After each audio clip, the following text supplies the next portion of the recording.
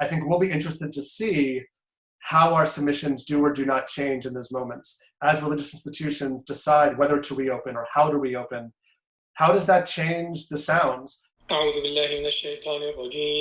people stay at home?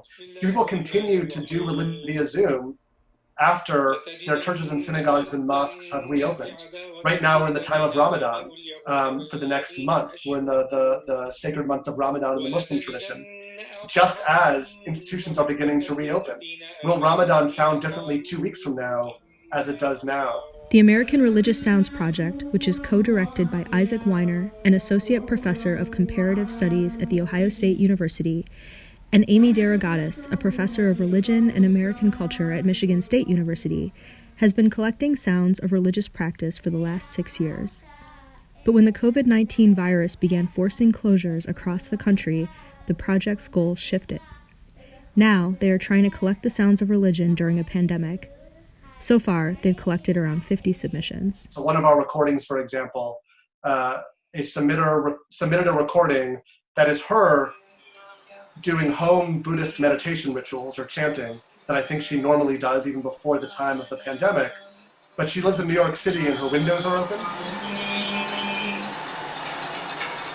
And in the background, you can hear the evening, every night at 7 p.m., people banging pots and pans and clapping for the emergency health workers. So it's this wonderful juxtaposition of the meditation and the chanting with the celebrating of the emergency medical workers in New York City, which I think really captures, how religion is transformed during this time. Even a religious practice that hasn't itself been transformed is still different because of the atmosphere in which it's being performed. The project's definition of religion has always been expansive, ranging from church bells to Torah readings to chanting to political protests, themselves a form of religious expression some people believe. One of the things we've been interested in is hearing religious sounds to tell us something new about religion, to really get into the everyday practices of religion and ways in which that can be much broader than what you think of as the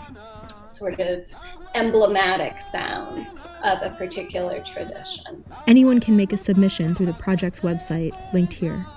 For Ohio State News, I'm Laura Ahrenshield.